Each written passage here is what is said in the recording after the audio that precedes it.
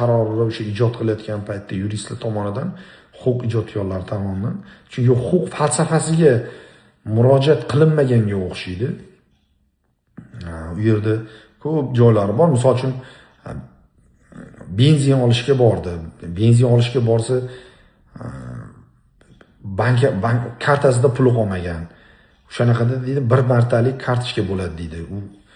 U kartochka qolmagan bo'lsa-chi, har xil vaziyatda bu yoqda juda ko'p savollar bor, hali to'liq yechilmagan. Keyin o'zi bu tizim, bunaqa tizim qaysi davlatda qo'llanilgan? Kimni tashabbusi bilan bo'ldi? O'zi bunaqa tizimni O'zbekistonga olib kirish kimni tashabbusi bilan bo'ldi? Prezident qaroriga kim bunaqa tashabbuslarni kirgizdi? Bu Qonunchilik palatasi qayerga qaraydi?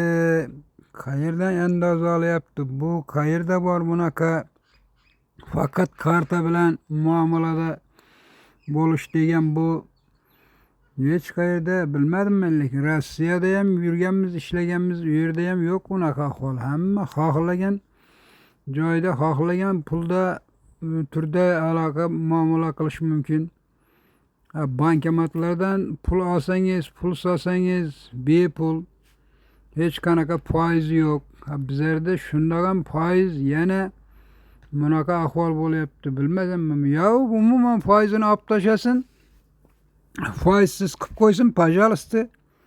Shundoq ham o'zi avtomatik odamlar hamma kartaga o'tib ketadi. Hech qanaqa odamlar ham xohlamaydi pulni ko'tarib yurishni. Hammaga ham qulay kartadan muomala qilish, lekin bizlarda mana masalan Qoraqalpog'iston 4 yilda ham biza borib mehmonga borib turamiz. U yerda ham bir xil magazinga kelsang terminalimiz ishlamayapti deydi, bir aytadi internet yo'q deydi, bir xilda svet bo'lmay qoladi. Bunaqa nimalarni bular nazarda tutganmi yo'qmi bilmayman. Bu qonun chiqaradiganlar bu yoqlarni hisobga olganmi yo'qmi? O'shani ham hisobga olish kerak. Ondan ko'ra shu qonun chiqarsin. Hamma terminallarda befoiz pul solish, pul olish befoiz bo'ladi desin. O'zi odamlar u kungi bo'lgan voqeadan, haykerlardan qo'rqib qoldi.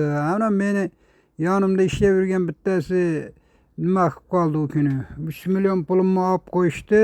Men endi kartada pul qo'yishga qo'rqaman. Bu deb. Endi bu yog'i nima bo'ladi? Bularga kim javob beradi? O'shani hozir 3 millionni kim qaytarib bera oladi? Hech kim qaytarib bermaydi. Bo'ldi, ketgan ketdi. Unga javob beradigan odam yo'q. Kimni puli ketgan bo'lsa qaytarib beramiz. Kimni pulini birov olib qo'ysa men beraman deb javob beradigan odam bormikan shunaqa mard? Shunaqa mard bo'lsa qaytarib bersa, oldin qaytarib bersin agar kimniki puli yo'qolgan bo'lsa. Keyin bu narsalarga uverenni nima qilsa bo'ladi, o'tsa.